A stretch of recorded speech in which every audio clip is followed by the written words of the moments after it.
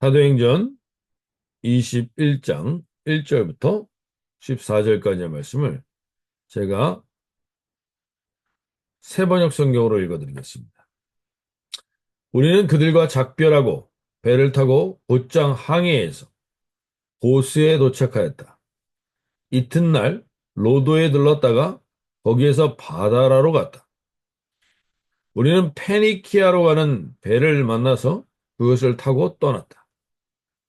키프로스 섬이 시야에 나타났을 때 우리는 그 섬을 왼쪽에 두고 시리아로 행선하여 두로에 닿았다. 그 배는 거기서 짐을 풀기로 되어 있었다. 우리는 두로에서 제자들을 찾아서 만나고 거기서 이레를 머물렀다. 그런데 그들은 성령의 지시를 받아서 바울에게 예루살렘에 올라가지 말라고 간곡히 말하였다. 그러나 머물 날이 다 찼을 때 우리는 그곳을 떠나 여행길에 올랐다. 모든 제자가 그들의 아내와 아이들과 함께 우리를 성밖에까지 배웅하였다. 바닷가에서 우리는 무릎을 꿇고 기도를 하고 서로 작별 인사를 나눴다. 그리고 우리는 배에 올랐고 그들은 제각기 집으로 돌아갔다. 우리는 두로에서 출항하여 항해를 끝마치고 돌레마이에 이르렀다. 거기서 우리는 신도들에게 인사하고 그들과 함께 하루를 지냈다. 이튿날 우리는 그곳을 떠나서 가이사랴에 이르렀다. 7사람 가운데 한 사람인 전도자 빌립의 집에 들어가서 그와 함께 머물게 되었다. 이 사람에게는 예언을 하는 처녀 딸 넷이 있었다. 우리가 여러 날 머물러 있는 동안에 아가보라는 예언자가 유대에서 내려와 우리에게 와서 바울의 허리띠를 가져다가 자기 손과 발을 묶고서 말하였다. 유대 사람이 예루살렘에서 이 허리띠 임자를 이와 같이 묶어서 이방 사람의 손에 넘겨줄 것이라고 성령이 말씀하십니다. 이 말을 듣고 그곳 사람들과 함께 우리는 바울에게 예루살렘으로 올라가지 말라고 간곡히 만류하였다. 그때의 바울이 대답하였다. 왜들 이렇게 울면서 내 마음을 아프게 하십니까? 나는 주 예수의 이름을 위해서 예루살렘에서 결박을 당할 것뿐 아니라 죽을 것까지도 각오하고 있습니다. 바울이 우리의 만류를 받아들이지 않으므로 우리는 주님의 뜻이 이루어지기를 빕니다고는 더 말하지 않았다. 네.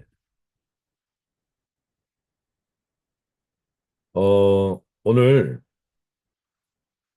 우리는 어제 바울이 에베소 장로들에게 유언을 남기고 그들과 헤어지는데 그들의 마지막 헤어질 때 그들이 유언입니다. 즉 사도 바울을 이제 다시는 못 본다는 겁니다. 그래서 그 에베소 장로들이 그 바울을 이 20장 37절 38절을 보시면 다 크게 울며 바울의 목을 안고 입을 맞추고 다시 그 얼굴을 보지 못하리라 한 말로 말미암아 더욱 근심하고 배에까지 그를 전송하니라. 그래서 근심하고라는 말이 나옵니다. 더욱 근심하고. 이들이 계속 바울을 붙들고 놔주지 않았다는 거예요. 그래서 환란과 결박에 죽게 된다는 것 때문에 마음이 아픈 겁니다. 근심입니다. 이들 안에 근심이 있습니다. 근데 환란과 결박을 받는 바울은 오히려 전혀 담대합니다. 근데 바울이 죽게 된다는 소식 때문에 주변 사람들은 마음이 아프고 힘들어합니다. 당연한 거죠. 근데 우리가 한번 우리 자신을 한번 돌아보시기 바랍니다. 우리 인생 가운데 그럼 우리는 근심이 없이 살아갑니까? 이런 환란과 어려움이 없으면 우리는 근심의 결박이 없이 살아갈까요? 우린 여전히 생존에 대한 근심, 자녀들에 대한 근심의 결박, 병과 질병에 대한 근심의 결박, 생존과 어려움에 대한 근심의 결박, 불투명한 미래에 대한 근심의 결박, 오히려 이런 것들에 우리는 여전히 묶여 있습니다. 그런데 예루살렘으로 지금 결박을 당하러 가는 사도 바울은 오히려 더 자유합니다. 이유는 사도 바울은 우리가 계속해서 반복하고 있는 얘기지만 성령 하나님이 주신 사명에 올인을 했습니다. 자기는 거기 그것을 위해 내 생명조차 아깝지 않다라고 얘기를 한 겁니다. 우리가 올인한다라고 하면 우리의 것을 전부 드려야 할 것 같은 부담, 그런 게 붙들려서 올인하기가 부담스러운데 사실 우리에게 있는 모든 근심, 걱정, 불안, 불확실, 이 모든 것들까지 내어 맡기는 게 올인입니다. 내가 어찌할 수 없는 것들은 다 그냥 내어 맡기고 그분에 의해 인도될 것을 믿고 맡기는, 이것이 우리가 올인한 인생입니다. 그래서 올인한 인생이었던 사도 바울은 오히려 근심의 결박으로부터 자유합니다. 오늘 우리가 다시 한번 주님 앞에서 이 아침에 영어 기도 제목이 이렇게 됩니다. 오늘 저희 카톡에 보내드린 영어 기도 제목이 Faithful God, You are my provider. Please help me to look to you in trust and to rely on you in times of need. 우리가 이 땅을 살아가는데 주님께 확실하게 올인한 사람은 확실한 프로바이드를 받습니다. 오늘 내게 있는 지금 근심, 걱정, 불안, 이 모든 것을 하나님께 다 올인하시기 바랍니다. 그걸 내가 붙들고 있다고 해결되지 않는 그 결박, 그 근심의 결박으로부터 자유한 오늘 하루가 될 수 있도록 주님께 온전히 올인하는, 주님께 내어 맡기는 내 자녀의 문제, 내 생존의 문제, 내 병과 질병에 대한 문제, 이 모든 것들 주님께 내어 맡기는 올인의 삶으로 인하여서 확실한 프로바이드, 하나님께 공급받는, 이 하나님을 의지함으로 오는 그 공급받는 기쁨을 누리시는 저와 여러분이 되시길 바랍니다. 이후에 사도 바울은 21장 1절에서 고스라는 곳으로 갔다가 이튿날 로도라는 곳에 이르러서 거기로부터 바다로 갔다라고 얘기합니다. 우리가 성경에 잘 알지 못하는 이 지명들을 왜 굳이 성경이 이렇게 써놓고 있는가? 베니게로 건너갔다가, 물론 사도 바울의 여정을 알려주는 것일 수 있습니다. 근데 굳이 왜 이렇게 도시들의 이름을 어디 들렸다 갔다 이러면 되는데 계속 그 도시들을 언급합니다. 그리고 그 도시에 사도 바울이 머물지도 않았습니다. 근데 고스로 가서 이튿날 로도에 이르러 거기서 또 바다로로 가서 배를 타고 계속 가는 여정인 거죠, 지금. 근데 이 도시들을 이야기한 이유가 있습니다. 이 도시들은 사실은 이 당시 때 사람들의 마음을 빼앗는, 사람들의 마음이 많이 가 있는 대표적인 도시들이었습니다. 이 고스라는 곳은 그 당시 의학의 지금의 아버지라고 불리는 히포크라테스의 고향입니다. 그래서 이 당시 때 이곳에 아스클레피오스라는 의학의 의술의 신전이 크게 있었던 곳입니다. 그래서 그 알렉산더 대왕의 궁중화가였던 이 바다에서 올라오는 아프로디테라는 이 그림이 그려져 있는 아주 대표적인 고대의 도시입니다. 의학적으로 유명한 도시라. 의학의 신이 있어. 그러니까 대표적인 신들이 있었던, 신전들이 있었던 도시들입니다. 사람들의 마음을 빼앗고 사람들의 마음을 사로잡고 있었던 대표적인 도시가 고스라는 도시. 여기서 동남쪽으로 50마일 떨어져 있는 이 로도라는 도시는 햇빛의 일조량이 많아서 장미가 뒤덮고 있는 섬이라고 합니다. 장미의 섬으로 불리기도 했다. 즉, 인간의 아름다움을 가장 드러내는 도시. 그래서 여기에 헬리오스 콜로서스라는 고대 7대 불가사의 중에 하나인 이 헬리오스 콜로서스라는 큰 거대 신상이 있었던 도시가 바로 이 로도스입니다. 로도. 즉, 사람들이 36m나 되는 큰 거대 신상이 있었고 그것의 마음을 빼앗겼던 도시입니다. 동시에 마지막으로 이 바다라라는 도시는 아폴로 신전이 크게 있었던 도시입니다. 즉, 이 도시들이 다 화려한데 고스라는 도시는 의술과 의학이고, 로도라는 도시는 아름다움과 거대함의 도시고, 그리고 이 바다라는 도시는 아폴로 신전이 있으면서 지정학적으로 돈과 경제의 요충지였다는 거죠. 이 도시들을 사도 바울이 그냥 지나치는 겁니다. 왜냐하면 이 도시들에 있는 모든 신전과는 이 신들과는 비교할 수 없는 신에게 이미 올인했기 때문에 사도 바울은 거기에 관심이 없어. 그 신들이 무엇을 해줄 거란 기대도 없어. 근데 그들이 그것을 지나고 나서 그것을 떠나서 3절에서 21장 3절에서 구브로를 바라보고 라고 돼 있어. 구브로를 바라본다고 했는데 구브로를 바라보는 이 도시.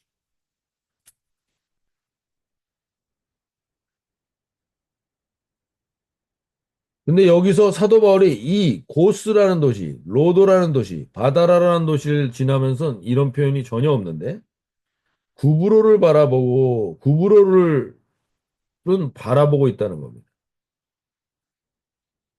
이 구브로라는 도시는 이 당시 때 지중해 도시 중에서 세 번째로 큰 도시였습니다. 그래서 한 130마일이 넘는 거리입니다. 그러면 그 시기의 배의 속도로 대략 하루 정도, 하루 내내 그 섬이 보이는 겁니다. 하루 내내. 근데 이 구브로가 어떤 섬입니까? 사도 바울이 13년 전에 1차 전도 여행을 떠날 때 이곳에서 바나바와 함께 정말 여러 가지 고생을 했지만 그곳에서 복음을 전하여 그곳에 교회들이 세워졌던 도시가 바로 구브로입니다. 그 구브로를 하루 내내 사도 바울은 바라보면서 거기서 만났던 영혼들을 생각하며 기도하고 그 영혼들이 죽게 돌이키는 그리고 그것에서 참으로 여러 가지 어려운 일들 속에 죽을 고비들을 몇 번 넘기고 풍토병에 걸리고 이러한 어려움들이 있었지만 그것을 다 이겨내며 그것들을 넘어가 하나님 앞에 그것을 넘어가며 그곳에서 주님의 지켜주심을 경험했던 그 신실하신 하나님을 기억하며 결박과 환란이 기다리고 있다고 하는 예루살렘을 두려워하지 않고 갈 수 있는 그 기도의 여정이 이 섬을 바라보며 있습니다. 오늘 이 아침에 저와 여러분 가운데도 우리의 삶의 시간이 어떠십니까? 참으로 굽이굽이 얼마나 많은 일들이 있었습니까? 그러나 결국 오늘 살아있게 된 것, 오늘 우리가 살아가고 있는 이것은 하나님의 은혜입니다. 이것을 우리가 깨닫는다면 우리가 지금 우리의 근심과 불안과 불만과 걱정까지 다 하나님께 올인하는 것은 절대로 우리가 손해보는 것이 아닙니다. 진정으로 하나님 앞에 오늘 하루를 지나시면서 한번 돌아보시기 바랍니다. 오늘 내가 있기까지, 오늘을 살아가기까지 하나님의 손길이 나에게 어떻게 미쳤었는지를 돌아보며 나가는 복된 하루가 되길 바랍니다. 하나님께서는 반드시 우리를 주님의 신실하신 하나님께 올인한 사람을 하나님은 반드시 신실하게 모든 것으로부터 자유케 하며 감사하며 은혜와 감동으로 기도하는 그러한 삶을 살아가게 하실 줄로 믿습니다. 사도 바울은 그 여정을 거치면서 그것을 떠나갑니다. 그리고 그들이 결국엔 구브로를 지나 두고 왼편을 수리하러 향하여 두로에서 상륙합니다. 3절에 보면 거기서 배의 짐을 풀려고 합니다. 제자들이 찾아가서 이레를 머물더니 7일 동안 지금 두로라는 도시에 머물게 됩니다. 이 배가 네 거기서 이 제자들을 찾았다는 말이 나옵니다. 이 두로라는 도시는 마가복음 7장에 보면 예수님이 바로 이 두로를 방문하십니다. 그리고 거기서 귀신 들린 소녀에게서 귀신을 쫓아줍니다. 그때로부터 두로에는 예수님을 믿게 된 사람들이 있었다라고 합니다. 그래서 지금 사도 바울이 그 예수님을 믿게 된 이 제자들을 사도행전 15장에서 만납니다. 1차 전도 여행. 그래서 그들을 찾아가서 지금 10년 만에 그들을 만나는 겁니다. 근데 그 제자들이 성령의 감동으로 이들이 만나서 같이 상봉합니다. 우리가 우리의 인생 가운데의 만남은 언제 어떻게 다시 만나게 될지 모릅니다.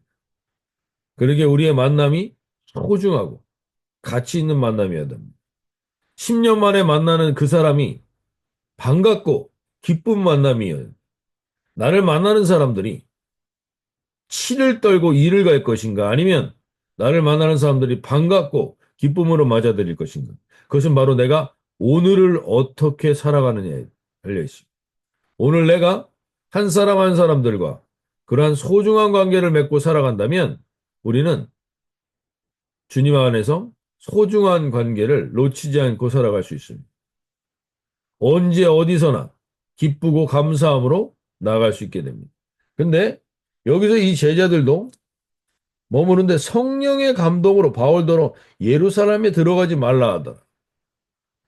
성령의 감동으로 예수님 예루살렘에 들어가요. 이들이 기도하는데 사도 바울이 결박과 환란의 예루살렘으로 가고 있다라는 것을 알게 됩니다. 그래서 사도 바울에게 그 길을 가지 말라고 말합니다. 만류합니다. 우리는 신앙생활을 하다 보면 당연히 누구나 환란과 결박을 기뻐할 사람은 아무도 없습니다. 그것은 당연한 것입니다. 그런데 우리의 신앙생활의 목적이 무엇입니까? 우리의 신앙생활의 방향이 무엇입니까? 이 두로에 있었던 제자들도 수십 년 동안 신앙생활을 하면서 하나님을 향하여 그 신앙을 지켜갔지만 결국 그들에게 성령님과 기도하며 어려움과 환란을 피하는 인생과 신앙을 살아가고 있었다면 사도 바울이 그들에게 다시 한번 도전을 줍니다. 여러 날 그들과 지내면서 그들에게 아마 이렇게 말했겠죠. 사도행전 20장 22절 24절처럼 보라 이제 나는 성령에 매여 예루살렘으로 가는데 거기서 무슨 일을 당할는지 알지 못하노라. 오직 성령이 각 성에서 내게 증언하여 결박과 환란이 나를 기다린다 하시나 내가 달려갈 길과 주 예수께 받은 사명 곧 하나님의 은혜의 복음을 증언하는 일을 마치려 하면은 나의 생명조차 조금도 귀한 것으로 여기지 아니한다.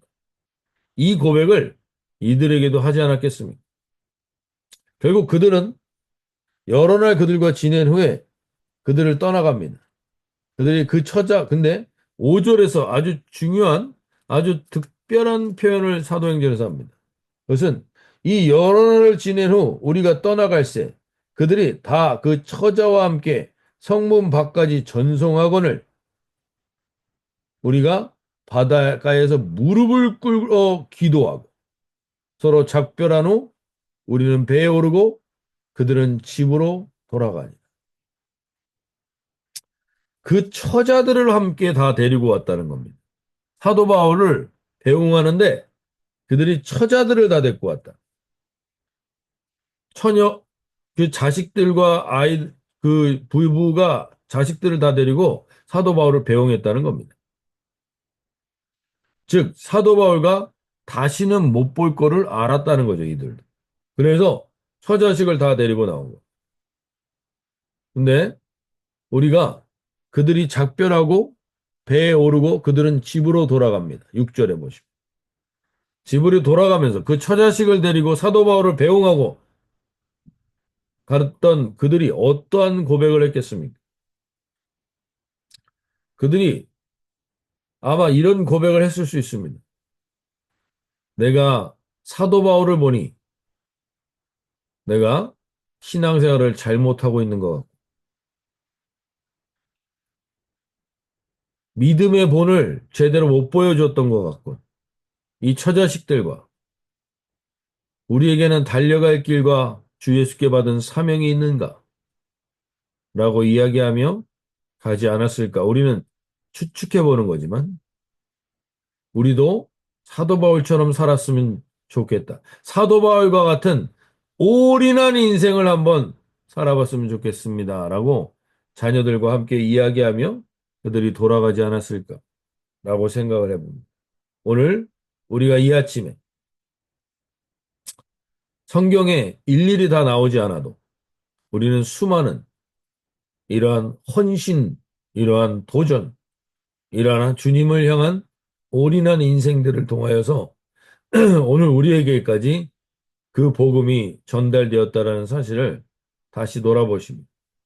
정말 영원한 복이 무엇입니까? 이 땅에서 우리가 이런 어려움, 저런 어려움 피하면서 지켜낸 우리의 인생이 길어야 100년이면 끝납니다. 근데 오늘 사도 바울의 이 여정은 100년, 200년이 아니라 2000년이 지난 우리에게 계속해서 되뇌어지고 있습니다. 우리가 진정으로 가족을 사랑하고 우리의 처자식을 사랑한다면 우리가 무엇을 남겨주고 무엇을 이들에게 인생의 복으로 알려줘야 되겠습니다. 오늘 이 아침에 우리가 다시 한번 기도하며 나갈 때 하나님, 사도 바울은 근심과 걱정과 어려움도 다 하나님께 올인했습니다. 오늘 나에게 있는 이 답답함과 근심과 걱정과 모든 것도 하나님께 올인하는 하루가 되게 해주시고 그리고 주님께서 나에게 맡겨주신 이 사명의 길을 걸어가는데 우리의 신앙의 방향이 도대체 어떠한 방향인지 우리가 나아갈 우리의 처자식에게 보여줘야 될 진정한 신앙의 방향이 어떠한 것인지 오늘 다시 돌아보면 주님 그 영원한 복을 누리고 우리의 자녀들과 우리의 가족들이 그 영원한 복을 경험하게 하는 통로가 되는 우리가 되게 해주십시오. 그리고 특별히 나의 인생을 돌아볼 때 나에게 하나님 신실하게 함께 하신 그 하나님에게 오늘 감사와 찬양의 기도로 나아가는 복된 하루가 되게 해달라고 기도하시며 나가겠습니다. 이렇게 기도하시겠습니다.